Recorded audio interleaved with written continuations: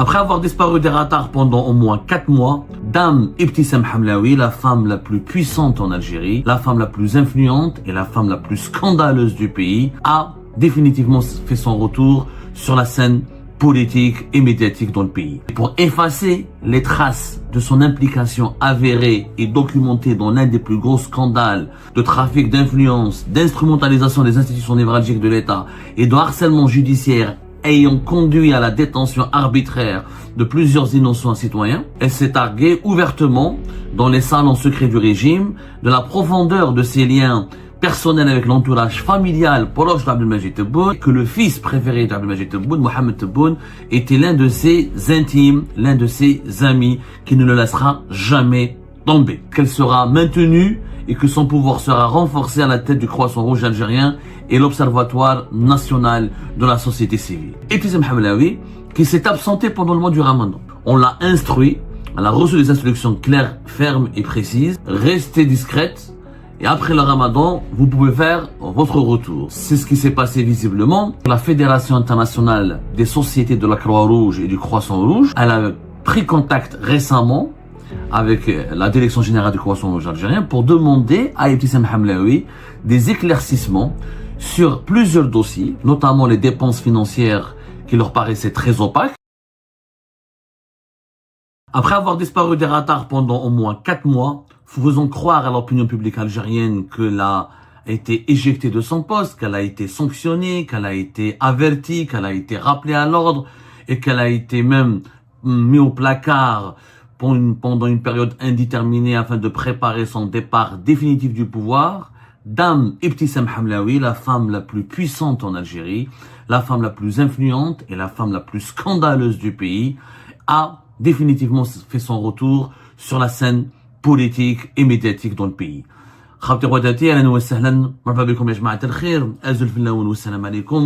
Vous l'aurez bien deviné, dans cette émission, nous allons vous parler du retour scabreux, parce que le mot scandaleux en soi ne veut plus rien dire, d'Ibtissam Hamlaoui, la femme la plus puissante du pays et la plus scandaleuse encore en Algérie. On vous avait prévenu, le 12 février 2026, on vous avait diffusé une émission sur notre chaîne YouTube et que nous avons partagée sur toutes nos plateformes, vous avertissant que Ibtissam Hamlaoui est en train de préparer son grand retour. Oui, Ibtissam Hamlaoui était en train de préparer son grand retour. À cette époque, nous vous avions dit qu'Ibtissam Hamlaoui est en train de, en dépit, pour effacer les traces de son implication avérée et documentée dans l'un des plus gros scandales de trafic d'influence, d'instrumentalisation des institutions névralgiques de l'État et de harcèlement judiciaire ayant conduit à la détention arbitraire de plusieurs innocents citoyens, Ibtissam Hamlaoui est en train de préparer depuis le mois de février, c'est-à-dire bien avant le mois du Ramadan 2026. Elle s'est targuée ouvertement dans les salons secrets du régime de la profondeur de ses liens personnels avec l'entourage familial proche d'Abdelmajid Tebboune. Et elle assurait même à ses interlocuteurs à Alger que le fils préféré d'Abdelmajid Tebboune, Mohamed Tebboune, était l'un de ses intimes, l'un de ses amis, qui ne le laissera jamais tomber. Ibtissam Hamlaoui, à la veille du mois du Ramadan 2026, elle avait assuré dans ses conciliabules, dans ses discussions privées, dans ses rencontres, au cours de ses rencontres, dans ses échanges avec ses interlocuteurs à Alger, qu'elle sera maintenue et que son pouvoir sera renforcé à la tête du Croissant Rouge algérien et l'Observatoire national de la société civile. Les révélations que nous avons faites le 12 février 2026 ont été finalement confirmées. Encore une fois, nous avons eu raison et on ne se targue pas de d'avoir encore une fois obtenu raison, d'avoir gagné encore une fois, remporté la bataille de la vérité dans l'un des événements les plus tristes de l'actualité algérienne. Et Ibtissam Hamlaoui, qui s'est absenté pendant le mois du Ramadan, puisqu'officiellement on l'a instruit, elle a reçu des instructions claires, fermes et précises. Il faut rester, il faut se tenir à carreau, il faut disparaître il ne faut pas s'attirer les caméras de télévision. Vous ne faites aucune apparition publique, disparaissez des radars encore une fois, restez discrète et après le Ramadan, vous pouvez faire votre retour. C'est ce qui s'est passé visiblement, puisque Ibtissam Hamlaoui, depuis 2-3 jours, a lancé sur les réseaux sociaux une grosse campagne qui la met en valeur, qui la met en perspective et qui souligne l'importance ou l'épaisseur de son personnage et qui annonce même son retour sur la scène publique. Pendant le Ramadan, elle n'a absolument rien fait. Elle n'a rien fait, pardonnez-moi. Elle a, comment dirais-je, observé une très grande discrétion. Elle a continué à rester silencieuse. Elle n'a pas fait d'apparition ni sur les plateaux de télévision, ni des déclarations publiques. Elle n'a même pas fait de visite de terrain, alors que le Croissant Rouge, je le rappelle, son cœur de métier, sa période la plus importante et la plus stratégique, c'est le mois du Ramadan, puisque le Croissant Rouge, le mois du Ramadan est stratégique, c'est le moment, c'est la période durant laquelle le Croissant Rouge algérien, comme de nombreuses organisations caritatives et humanistes dans les pays musulmans, c'est le mois durant lequel on multiplie les actions de bienfaisance, les actions caritatives, d'aide aux personnes les plus fragiles, les interventions auprès des familles nécessiteuses. Le Croissant Rouge, je rappelle, est une institution historique en Algérie. Elle a été créée en janvier 56. Donc, c'est une institution internationale, c'est une institution historique, emblématique à la fois de l'histoire de l'Algérie et il est étroitement lié au combat pour la libération nationale. Et le Croissant Rouge, pendant le mois sacré du Ramadan, effectivement, il a un programme, un agenda très rempli, un programme complet, beaucoup d'actions et beaucoup d'initiatives et de démarches sont médiatisées pendant ce mois. Ibtissam Hamlaoui a été privée de cette vitrine qui est le mois du Ramadan et elle n'a pas pu l'utiliser comme tremplin pour mettre en valeur, encore une fois, son bilan, ses activités et donc elle n'a pas pu profiter d'un gâteau, d'un morceau consistant de ce gâteau médiatique et politique qui est le Ramadan en Algérie. Ibtissam Hamlaoui, qui dirige depuis le 21 mars 2022 le Croissant Rouge algérien, elle était fantomatique depuis le mois de novembre 2025. Pourquoi? Parce que au début du mois de novembre, vous le savez très bien, nous en avons parlé, on l'a souvent abordé, on l'a souvent évoqué, on a réalisé une dizaine d'émissions sur ce scandale. Deux personnalités ont fait éclater le scandale Ibtissam Hamlaoui. Il s'agit de Yassine Ben Chettah, l'ancien président du bureau de la wilaya de Skikda du Croissant Rouge algérien, et Hajar Zitouni, une consoeur, une journaliste et ancienne directrice de communication à la direction générale du Croissant Rouge algérien. Ces deux personnes qui ont été incarcérées, arbitrairement placées en détention provisoire et condamnées à la prison ferme, pendant presque une année de prison ferme, pour les deux, pour des publications sur Facebook dont ils n'ont jamais été l'auteur, pour des publications jugées calomnieuses et diffamatoires à l'encontre de Ibtissam Hamlaoui, alors que Yassine Ben Chettah et Hajar Zitouni n'ont jamais écrit ces publications, ne les ont jamais diffusées. Les expertises techniques menées par la gendarmerie algérienne ont démontré qu'ils n'ont absolument aucun lien avec les pages Facebook qui ont diffusé les informations critiques et jugées offensantes, attentatoires à la dignité et à l'honneur de Ibtissam Hamlaoui. En dépit de cela, on l'a bien raconté, Yassine Ben Chettah et Hajar Zitouni, c'était au cours de l'année 2024, leur affaire a éclaté au cours de l'année 2024. Entre avril 2024 et fin d'année 2024, ils ont été non seulement arrêtés, placés en garde à vue pendant plusieurs jours, pendant pratiquement une semaine, ils ont été torturés, violentés, dénudés, déshabillés, privés de nourriture, ils ont été forcés à boire de l'eau dans les toilettes, ils ont été détenus dans des locaux destinés uniquement aux membres des groupes terroristes et aux délinquants, aux criminels les plus dangereux. En prison, ils ont été aussi battus, ils ont été bastonnés, ils ont été violentés. Ibtissam Hamlaoui s'est offerte le luxe insolent d'entrer dans les locaux de la brigade de gendarmerie de le chef de Belmond Raïs pour humilier ces deux anciens collaborateurs, pour les menacer, pour les insulter devant les responsables de la gendarmerie algérienne et en demandant et en donnant des ordres aux responsables de la gendarmerie, de la brigade de chef de Belmond Raïs, en leur intimant l'ordre de revoir de fond en comble les PV d'audition de Yassine Ben Chettah et de Hajar Zitouni pour les falsifier et pour les réécrire selon les désirs et les envies personnelles d'Ibtissam Hamlaoui. C'est un scandale inédit. Et on essaye de nous faire oublier ce scandale, on essaye de le relativiser, on essaye même de l'occulter, on essaye même de l'effacer, de l'effacer de nos mémoires, mais personne, aucun Algérien, et aucune Algérienne ne pourra oublier le scandale d'Ibtissam Hamlaoui. Yassine Ben Chettah, après 2 semaines de cavale à l'étranger, il est revenu en Algérie. Il a s'était livré au service secret, qui l'ont interrogé, qui l'ont auditionné, qui lui ont d'ailleurs après pris son passeport pendant 3 mois. Il y a de cela 1 mois, il a été interrogé par un juge dans un tribunal à Alger, officiellement pour qu'il a été entendu sur les révélations et les informations qu'il avait révélées au grand public. En plus, il a donné d'autres informations sur nos investigations qu'il n'a pas pu révéler ou qu'il n'a pas eu le courage ou l'audace de révéler sur la place publique. Il a tout communiqué à la justice algérienne. Il a réalisé plusieurs PV. Il a été auditionné dans plusieurs PV, une dizaine de PV au niveau des services secrets algériens. Ça fait 4 mois qu'il a tout donné, qu'il a tout livré. Hajar Zitouni est toujours en fuite à l'étranger. Elle a disparu, la pauvre. Selon les investigations, elle est complètement traumatisée, brisée. Une femme qui a été violentée, torturée, humiliée, rabaissée. Elle serait détruite. 4 mois plus tard, voilà, Ibtissam Hamlaoui, elle fait son retour le plus normalement du monde, comme si rien ne s'était passé.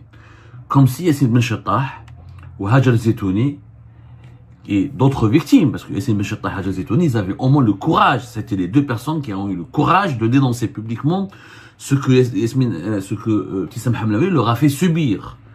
Mais il y a une dizaine d'autres personnes qui ont été incarcérées et qui ont été placées en détention à cause d'Ibtissam Hamlaoui, en suivant toujours le même mode d'emploi. Intervention près de la brigade de gendarmerie de Belmondraïs, intervention près des juges de tribunal de Belmondraïs, des gendarmes et des juges qui préfabriquent des dossiers pour accabler sciemment les détracteurs ou les dénonciateurs de Ibtissam Hamlaoui ou les voix critiques de Ibtissam Hamlaoui. Et ces personnes finissent tous en prison. Elles sont par la suite placées elles sont toutes entièrement placées en détention provisoire. Et elles subissent les affres de l'emprisonnement et des injustices et de l'arbitraire. Ibtissam Hamlaoui est devenue la marraine, pour ne pas dire la patronne de la brigade de l'EJ de Belmondraïs et la patronne du tribunal judiciaire de Belmondraïs. D'ailleurs, plusieurs sources même si l'humour peut-être il serait déplacé de faire preuve d'humour en parlant d'événements aussi tristes et aussi sinistres, mais à Alger, la brigade de l'EJ de Belmondraïs, on l'appelle un salon de coiffure d'Ibtissam Hamlaoui. Le tribunal judiciaire, c'est un salon de manicure d'Ibtissam Hamlaoui. C'est-à-dire qu'elle a privatisé 2 institutions sensibles et importantes, un corps de sécurité, un corps judiciaire, qui ont été entièrement mis à la disposition des désirs de vengeance, je dis bien des désirs de vengeance, et des pulsions émotionnelles, émotives et individualistes de Ibtissam Hamlaoui. C'est un scandale inédit.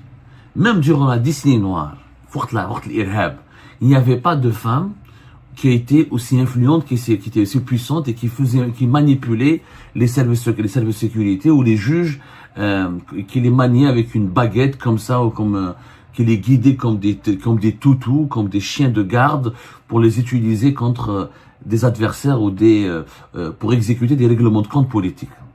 C'est une affaire d'une gravité inédite. D'ailleurs, la preuve, elle a eu des échos au sein même de la communauté internationale, puisque la Fédération internationale des sociétés de la Croix-Rouge et du Croissant-Rouge, elle a pris contact récemment avec la direction générale du Croissant-Rouge algérien pour demander à Ibtissam Hamlaoui des éclaircissements sur plusieurs dossiers, notamment les dépenses financières qui leur paraissaient très opaques.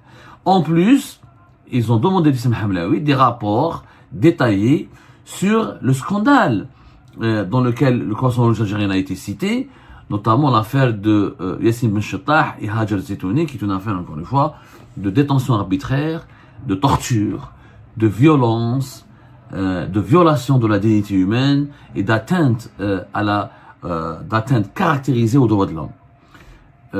Cette prise de contact ou cette correspondance adressée par la Fédération internationale des sociétés de la Croix-Rouge et du Croissant-Rouge, elle coïncidait avec l'annonce faite par la présidence algérienne de la liste des diplomates nommés à l'étranger.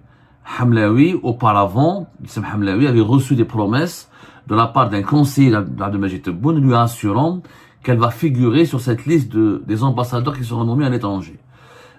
Son nom a été rayé, elle n'a pas pu obtenir le poste d'ambassadeur, mais en attendant que cette promesse soit un jour exécutée, elle a été maintenue à la tête du Croissant-Rouge algérien depuis mars 2022, comme elle a été maintenue à la tête depuis avril 2025, à la tête de l'Observatoire national de la société civile, je rappelle qu'il est une institution constitutionnelle.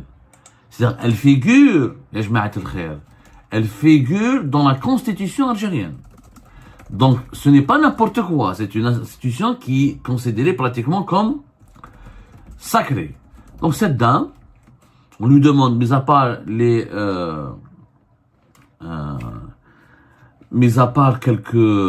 a été nommée au mois de mars 2025, pas en avril, voilà, au mois de mars 2025 à la tête de l'Observatoire national de la société civile.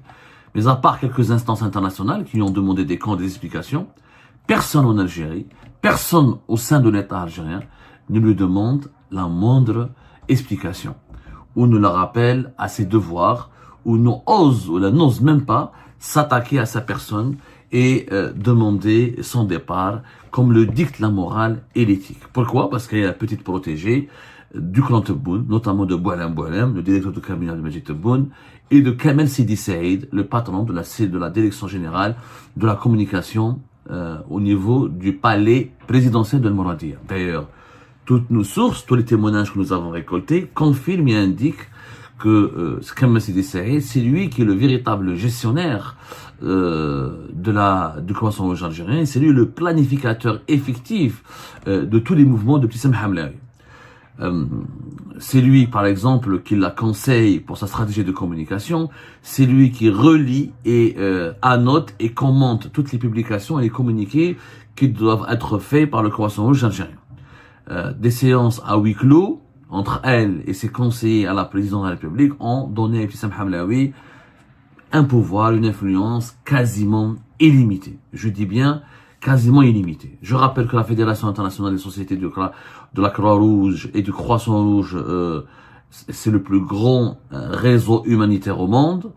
Ça a été fondé à Paris, mais son siège est en Suisse, à Genève. Le Croissant-Rouge algérien est membre de cette fédération internationale. Cette fédération internationale est l'un des bailleurs de fonds du Croissant-Rouge algérien. Le Croissant-Rouge algérien n'est pas censé être placé sous la coupe de l'État algérien. Il est censé être une société de la société civile, une fondation de la société civile qui devrait être autonome et indépendante dans son fonctionnement, comme c'est le cas de la Fédération algérienne de football. Mais dans les pays sous-développés, dans les pays dictatoriaux comme l'Algérie, c'est malheureusement pas le cas. La Croissant-Rouge algérien qui a pour mission de promouvoir des valeurs nobles comme l'humanité, l'impartialité, la neutralité, l'indépendance, le volontariat, l'unité et l'universalité, est aujourd'hui totalement dévoué de sa vocation, instrumentalisé par une femme avide de pouvoir, qui a été aveuglée par le pouvoir que lui a conféré sa proximité avec l'entourage proche d'Abdelmajid Tebboune, et qui a abusé largement de ses fonctions, non pas pour voler, pour détourner de l'argent ou pour s'enrichir illicitement. Ça, on a l'habitude en Algérie, on aurait pu l'oublier, on aurait pu lui on aurait pu lui pardonner cela. Parce que la corruption en Algérie, c'était quelque chose de très habituel.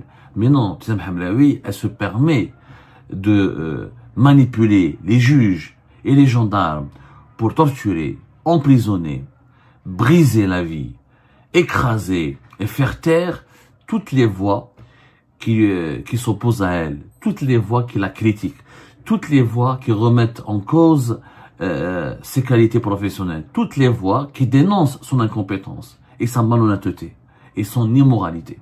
Voilà ce que fait Ibtissam Hamlaoui. Et cette dame, prochainement, elle veut faire une visite dans le sud du pays, dans deux grandes wilayas du pays, Élysée et Jeannette.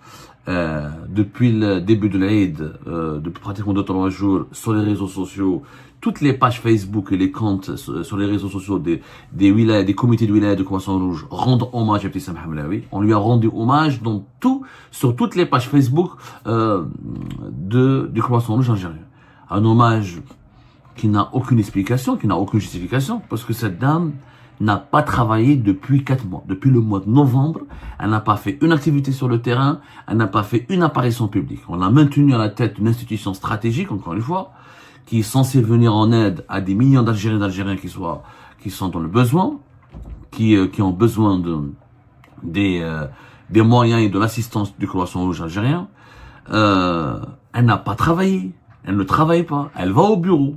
Elle a gardé son salaire, elle a gardé sa fonction, elle a gardé ses prérogatives, elle a gardé ses primes, elle a gardé son influence, mais elle n'a pas travaillé pendant 4 mois. Pourquoi? Parce que le clan Tebboune, ils ont établi une stratégie. Il faut se faire oublier.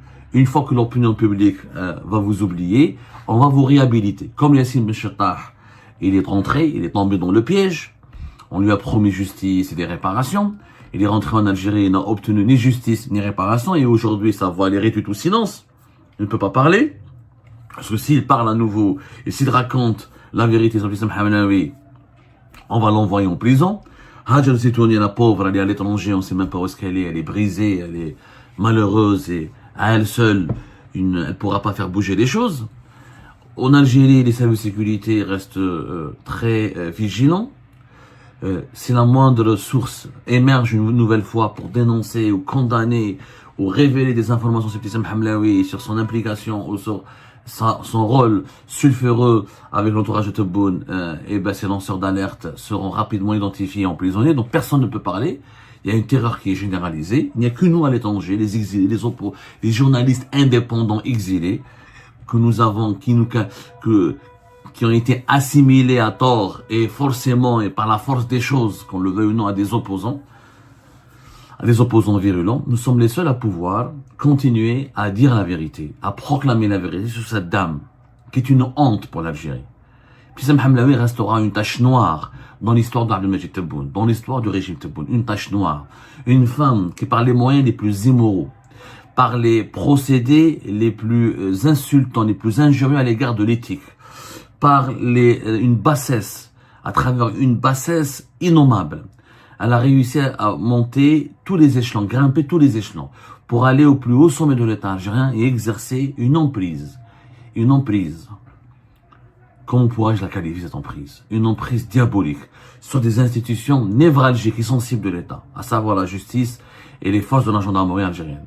Toutes les personnes qui ont été complices, ou toutes les personnes qui sont restées les bras croisés face à ce scandale, un jour ou l'autre, ils rendront des comptes. Un jour ou l'autre, ils seront jugés, soit par le tribunal des humains, ou par une certaine justice divine, qui ne manquera pas de les accabler pour cette complicité, pour cette participation à un crime, à plusieurs crimes même, commis contre de simples et pauvres innocents.